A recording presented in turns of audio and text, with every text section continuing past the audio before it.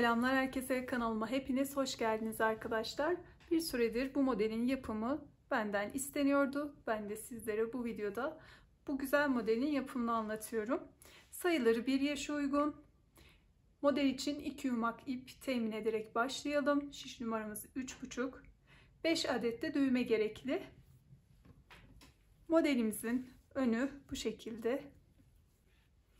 Çok güzel bir model. Ölçülerine de bakalım. Boy 33 santim. Modelimizin genişliği ise 27 santim. Modelin yapımına geçmeden önce sizlerden ricam videomu beğenip kanalıma abone olarak destek vermeniz. Yorum kısmına da model ile ilgili yorumlarınızı bırakmanız. Bu şekilde bana destek vermiş olursunuz. Şimdiden teşekkür ederim herkese. Yapımına geçelim.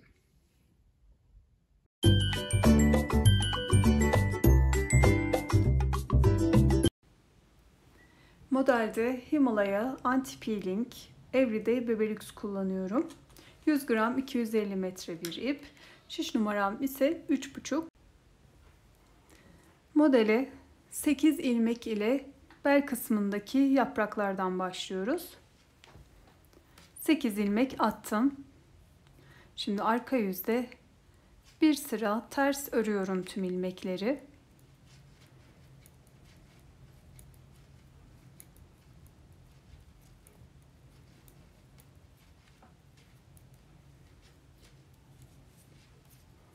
Ön yüze geçtim. Modeli kurmaya başlıyorum. Baştaki ilmeğimi her zaman örmeden alıyorum. İkinci ilmeğim düz. Bir doladım. Bir düz ilmek ördüm. Bir doladım. Bir düz ördüm. Sonrasında bir ters ilmek. 3 ilmeğim de haroşa. Arka yüze geçtim. Baştaki ilmeğimi örmeden aldım. 2 ilmeğim haroşa. Bir ters örmüştük. Arka yüzde bu düz ilmeğimizi 2 kez bu şekilde örüyoruz. Bir ördük, bir de yandan şişimizi geçiriyoruz. Ve bir kez daha örüp artırıyoruz. Yaprak kısmındaki ilmekleri de ters örgü yapıyoruz. Ön yüze geçtim. Baştaki ilmeğimi örmeden aldım. 2 ilmek düz ördüm, bir doladım. Ortadaki ilmeğimi ördüm, tekrar diğer yanından doladım. 2 ilmek düz ördüm. Sonrasında 2 ilmek tersimi ördüm. Kalan sondaki 3 ilmeğim modelin sonuna kadar ön yüzde, arka yüzde haroşa örülüyor. Baştaki ilmeğimizi bu şekilde örmeden aldığımız için arka yüzde 2 ilmeğimiz haroşa oluyor. Bu şekilde kenar kısmı 3 ilmek. Bir düzümü örüyorum. İkinci düzümü, yani yaprak kısmından bir önceki düz ilmeği her zaman bu şekilde 2 kez örerek artırıyoruz. Artırdım. Ters ilmeklerimi örüyorum yaprak kısmında.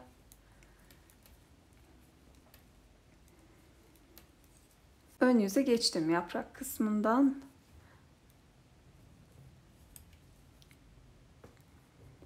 Ön yüze geçtim. Baştaki ilmeğimi örmeden alıyorum.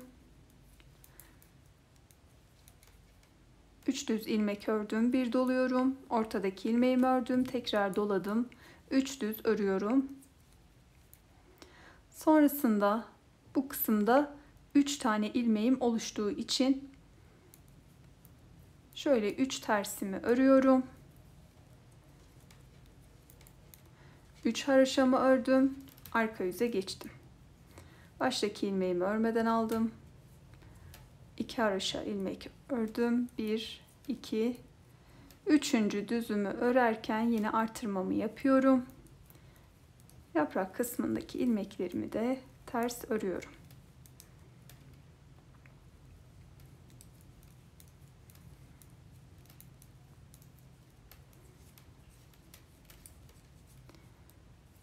Ön ön yüzdeyim. Baştaki ilmeğimi örmeden aldım. Bu kez 4 tane düz ilmek ördüm, doladım, bir artırdım. Ortadaki ilmeği ördüm, doladım. 4 düz ilmeği örüyorum. Bu kısımda da 4 ters ilmeğim oluştu. Bir ters örüyorum. Hemen yanındaki ilmeği düz başlatıyorum. Bunu düz olarak devam edeceğiz diğer yaprağa kadar.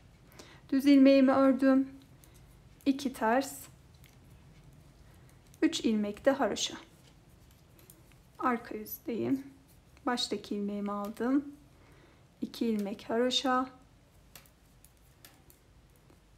2 düz, bir ters. Son düz ilmeği 2 kere örerek artırıyorum. Yaprak kısmındaki ilmeklerimi de ters örerek ön yüze geçiyorum.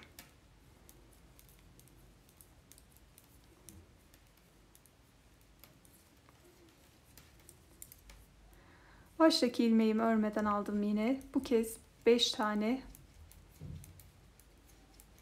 düz ilmek ördüm. Şöyle bakalım. 1, 2, 3, 4 tane bu şekilde ajur yuvalarımız oluştu.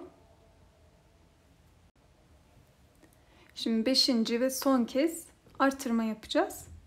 Bu kısımda da ilk tomurcuğumuzu yapacağız. Şimdi başlayalım. Bir yine artırdım. Ortadaki ilmeğimi ördüm. Yine dolayıp artırdım. Düz ilmeklerimi örüyorum yaprakta.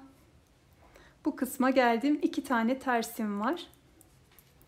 İlkine tomurcuğumu yapıyorum. Şöyle tığıma aldım. Tığımda 2,5 numara. Almış olduğum ilmeğin içerisinden 2 zincir çektim. İlmeğe toplamda 4 tane yarım trabzan yapıyoruz. 1, 2, 3, 4. İlmeklerin hepsini birlikte örerek bir zincir ile sabitledik. Tekrar ilmeği şişime aldım. Kalan bir tersimi ördüm. Bir düzümü örüyorum. 2 ters ilmeğimi de ördüm. Kalan 3 haroşa ilmeği de örüp sırayı tamamladım. Arka yüzde yine başta ilmeğimi örmeden aldım.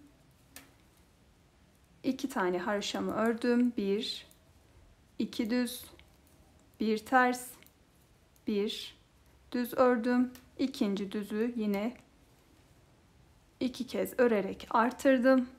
Yaprak kısmındaki ilmeklerim de ters.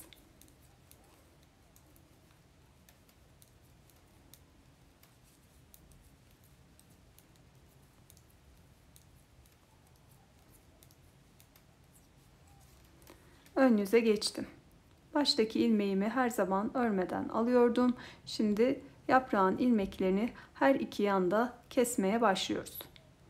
Sıradaki 2 ilmeği sola doğru örerek birlikte kesiyorum bir ilmek.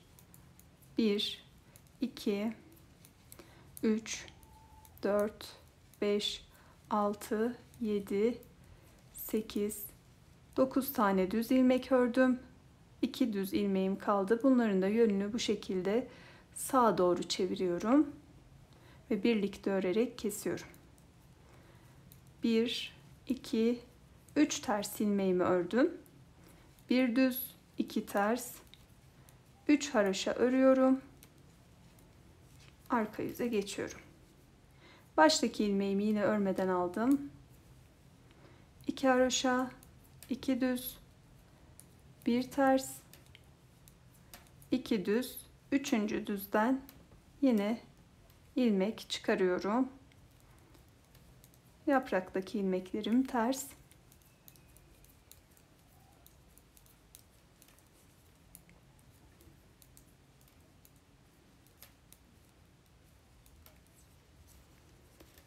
Ön yüzdeyim. Baştaki ilmeğimi yine örmeden aldım. İlk 2 ilmeği birlikte örerek bir ilmek kestim. Orta kısımdaki ilmeklerimi örüyorum. 2 ilmek kalana kadar. Kalan 2 ilmeğin de yönünü Bu şekilde çeviriyorum ve bir ilmek daha kesiyorum. Şimdi burada 4 tane ters ilmeğimiz oldu. İlkini örüyorum. Üçünden yine tomurcuk öreceğim. Bir bu ilmeğe, bir de bu ilmeğe tomurcuk yapacağım. Ortadaki ilmeğimiz kalacak. Şöyle ilkine tığımı geçirdim ve yine aynı şekilde ilk başta 2 zincir çekiyorum. 4 tane de yarım trabzan yapıyorum.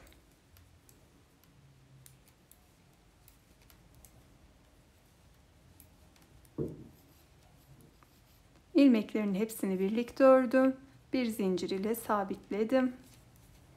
Tekrar ilmeğini şişime aldım. Bir ters ilmek ördüm. Sonuncu ters ilmeğe yine bir tomurcuk yapıyorum.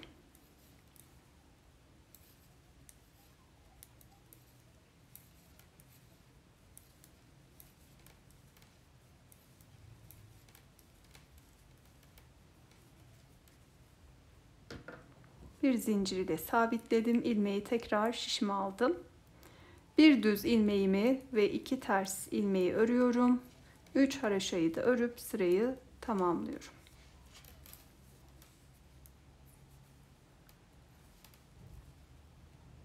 Üç ilmekten oluşan haraşa kısmı ördüm. 2 düz, 1 ters, 1, 2, 3 tane düz ördüm. Dördüncü ilmeği 2 kez örerek artırmamı yapıyorum. Yaprak kısmını örüp ön yüze geçiyorum.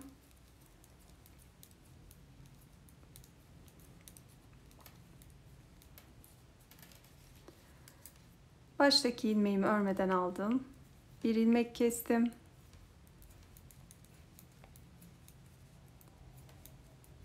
Beş tane düz ilmek ördüm.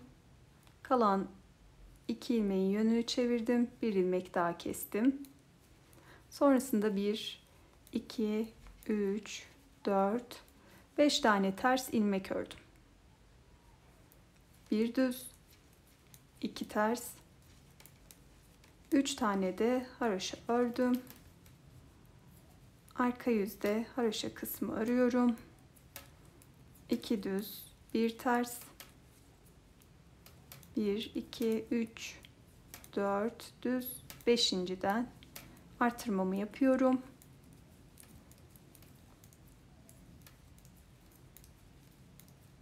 Diğer ilmekler ters.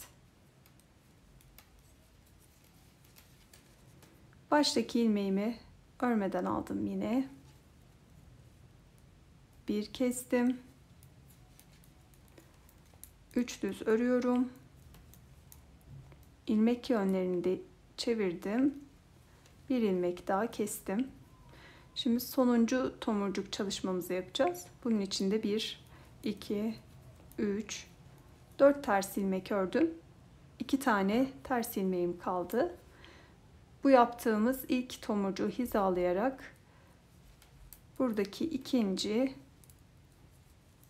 ilmeğe tomurcuğumuzu yapıyoruz. Bir ters ilmeğimiz kalacak.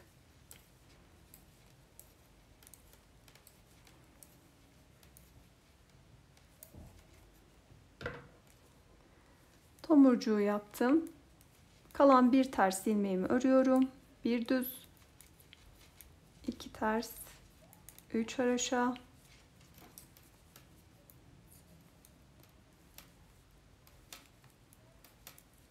2 düz, 1 ters, 1, 2, 3, 4, 5 tane düz ördüm. 6. düzü yine artırıyorum.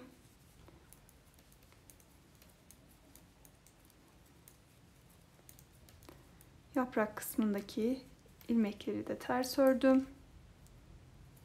İlmeğimi örmeden aldım. Bir kestim. Ortada bir düz. Kalan 2 ilmeğin yönünü çevirdim ve kestim bir ilmek daha.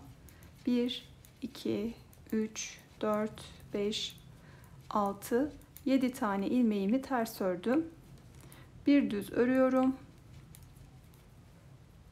2 ters, 3 haroşa,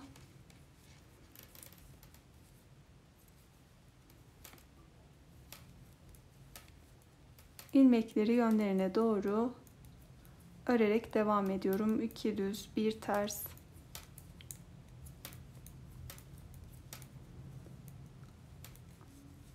burada son kez bir artırma çalışmamız olacak. Bu kısımdaki ilmeklerimiz 8 oluncaya kadar. Şöyle bakalım, 2, 4, 6, 7. 7'yi bir kez daha örüyoruz. 8. 8 oldu. Daha arka yüzde bir artırma yapmıyoruz. Zaten ön yüzde de yaprak kısmındaki ilmeklerimizin tamamı kapatılmış oluyor. Yine baştaki ilmeğimi örmeden aldım. Yaprak kısmındaki kalan 3 düzü birlikte örerek kestim. Sonrasında 8 ters ilmeğimi örüyorum.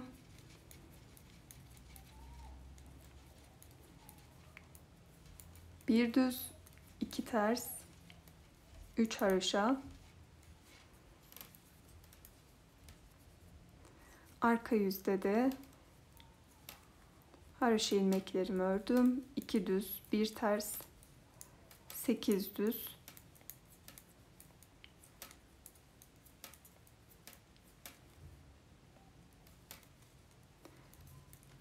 2 ters ön yüze geçtim. Şimdi kesme işlemi yapıyoruz. Yaprak kısmı tamamlanmış oluyor bu sıra ile. Baştaki ilmeğimi örmeden aldım. Sıradaki ilmeği ördüm, bir öncekinin üzerinden atlattım. 1, 2, 3, 4, 5, 6, 7, 8 ilmek kapattık.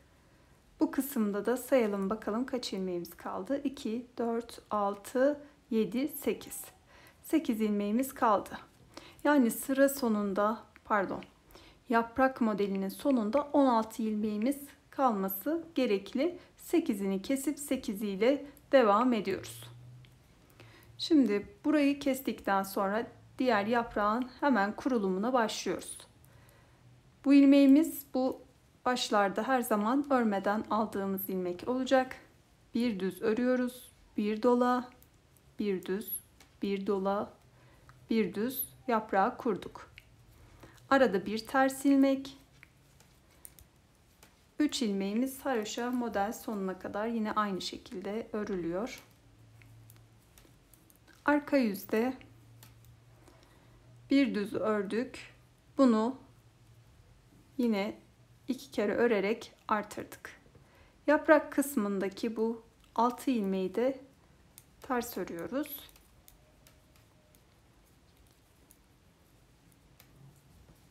Ön yüze geçtim. Baştaki ilmeğimi örmeden aldım. 2 düz ördüm, bir dola, bir ör, bir dola, 2 düz ördüm. Sonrasında 2 ters ilmeğimi örüyorum. 3 ilmeğim de haroşa.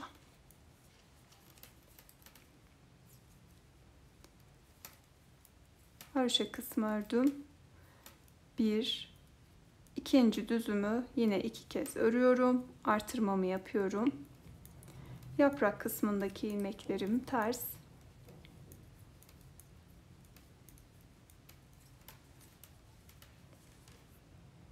Baştaki ilmeğimi örmeden aldım. 1, 2, 3 düz, 1 dola, 1 düz, 1 dola, 3 düz örüyorum. Şimdi bu kısımda 3 tane ters ilmeğim oluştu. Bunları da örüyorum.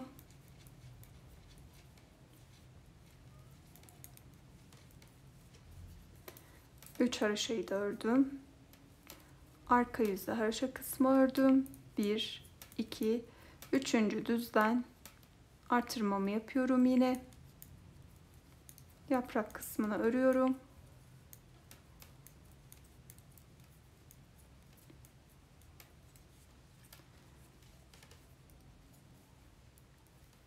Örmeden aldım. İlk ilmeğimi, diğer ilmeklerimi düz örüyorum. Bir doluyorum, bir artırdım. Ortadaki düz ilmeğimi ördüm, doladım. 4 düzü örüyorum. Sonrasında bu kısımda 4 ters ilmeğim oluştu. Bir ters örüyorum. İkinci ters ilmeğimi düz başlatıyorum. Yani şu kısımda başlattığımız bu düz ilmek. Sonrasında 2 tersimi, 3 haroşamı örüyorum. Yaprak bitene kadar şu kısım sabit, düz ilmekten itibaren olan kısım sabit kalıyor. Bir düz, 2 ters, 3 haroşa şeklinde. Arka yüze geçtiğimizde ise 3 haroşa, 2 düz, 1 ters. Her zaman yaprak kısmına başlamadan önceki son düz ilmeği 2 kere örerek artırıyoruz. Yaprak kısmındaki ilmeklerimiz de ters.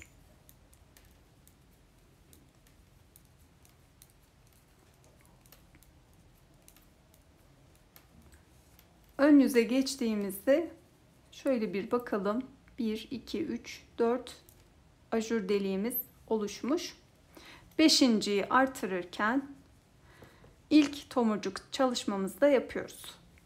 Videoyu geriye alarak bu kısımdan aynı şekilde devam edebiliriz arkadaşlar. Video uzamasın diye ben yine buradaki devamlılığı da göstermek istedim sizlere.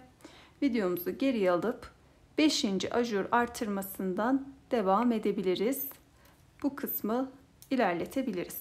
Bu şekilde toplamda 10 tane yaprak olana kadar örelim. Sonrasında modelimize devam edelim. Toplamda 10 tane yaprak oluncaya kadar ördüm. Ve son olarak ilmeklerin tamamını kestim. Bu kısımda dikişte kullanacağız. Bunun için de biraz uzunca tutup kestim sonunda. Modelimize şu şekilde devam ediyoruz. Şimdi lastik kısmına başlayacağız. Beldeki. Onu ördükten sonra yaprak kısmını birleştirip öyle devam edeceğiz modelimize. Şöyle yaprağımızı kenara alalım. Şişimize toplamda 110 ilmek atalım. 110 ilmeğimi şişime attım. Şimdi bir düz bir ters örerek tekli lastik örgümüzü başlatıyoruz. Bir düz örüyorum başlangıçta, sonrasında bir ters, bir düz, bir ters, bir düz, bir ters şeklinde ilerliyorum. Tüm ilmeklerimi bir düz, bir ters örerek tamamladım. Ön yüze geçtim. Ön yüzde her zaman sıra başında ilmeğimizi örmeden alıyoruz. Ters ilmeğimizi ters, düz ilmeğimizi düz örüyoruz. Tekli lastik örgü bu şekilde örülüyor. Her sırada ilmek yönüne doğru örüyoruz. Düzleri düz, ters ilmekleri ters.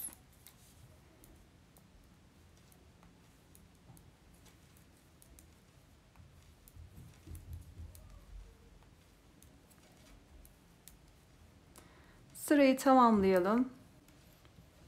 Arka yüze geçtiğimizde de yine aynı şekilde baştaki ilmeğimizi örmeden alıyoruz. Tersleri ters, düzleri düz örerek lastik örgümüzü ilerletiyoruz. 110 ilmeği 18 sıra ördüm. Tekli lastik örgümüzü bu şekilde tamamlamış olduk. En son sırayı da ön yüzde örüp geldim. Arka yüzde yaprak kısmını birleştiriyoruz.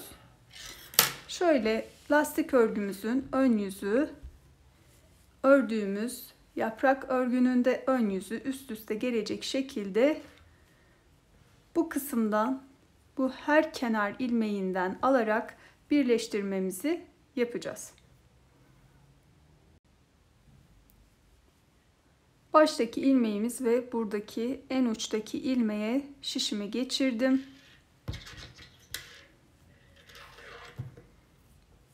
Sonrasında ikisini birlikte örüyorum. 2 ilmek birleşti. Şimdi sol şişimi alıyorum. Sıradaki ilmeğe bu şekilde geçiriyorum. Ardından bu ilmek ile sıradaki ilmeğimi birlikte örüp bu kısımla birleştiriyorum. Bu işleme devam ediyorum. 5 ilmek olana kadar.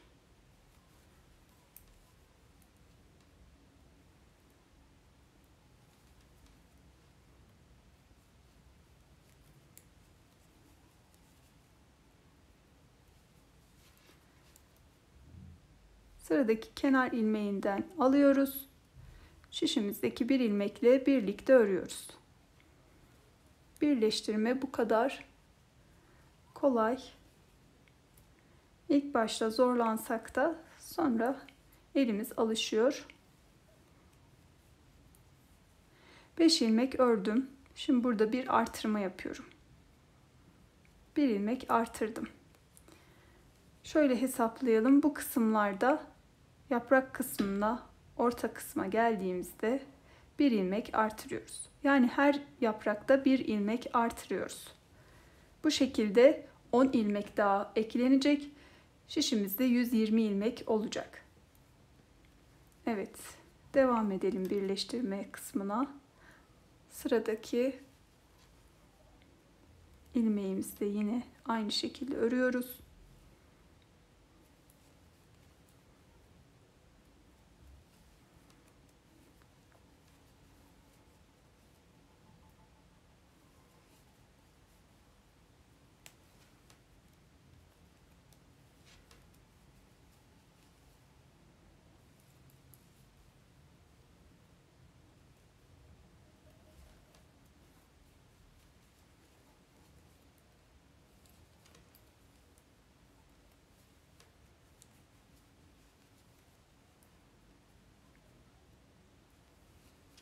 Diğer yaprak kısmın tomurcuk kısmına kadar gelelim. Bir gizli artırma yapıyorum. Sonra yine aynı şekilde devam ediyorum. Diğer yaprağında tomurcuk kısmına, yani orta kısmına geldiğimizde birer birer artıralım. Birleştirmemizi tamamlayalım. Birleştirerek devam ettim. Şöyle şu kadar başlangıçta birleştirdikten sonra şişimdeki ilmek sayısını ve bu kenar sayılarını saydım. Hemen hemen bir 10 ilmek kadar fazla ilmeğim vardı. Onu da bu aralarda birer birer ikişer örerek kenar ilmeklerini yedirdim bu kısma, öyle diyeyim. Onu da nasıl yaptım? Diyelim ki buradaki fazlalık olan ilmeğimi şöyle buradan ilmeğimi şişime aldım. Sağ şişime buradan çıkarmadım. Sonra örmüş olduğum bu kenarın şöyle arkasını, biz buna bu şekilde batıp örüyoruz. Bir de şu arkasındaki ilmeğe batarak ördüm. Şöyle bakın. Şu kısımda ilmeğimiz. Bir de bunu aldım, ördüm. Devam ediyorum artık. Burada kenar kısmına bakıyorum. 1, 2, 3, 4, 5, 6 tane kenar kaldı. Burada da aynı şekilde 6 ilmeğim kalmış. Bu kısmı tamamlıyorum. Birleştirme kısmı bu şekilde tamamlanmış oldu. Şöyle görünüyor bakın. Düzgün bir görüntü elde ettik. Ön yüze geçtik. Şimdi bu kısımdan düz örmeye başlıyoruz modelimizi. Yaprağın tam altından düz örüyoruz. Bu tarafta ters örgü olacak. Buna dikkat edelim. Bir karışıklık olmasın. Şöyle başlangıçtaki ilmeğimi örmeden alıyorum. Sonrasında tüm ilmeklerimi düz örüyorum.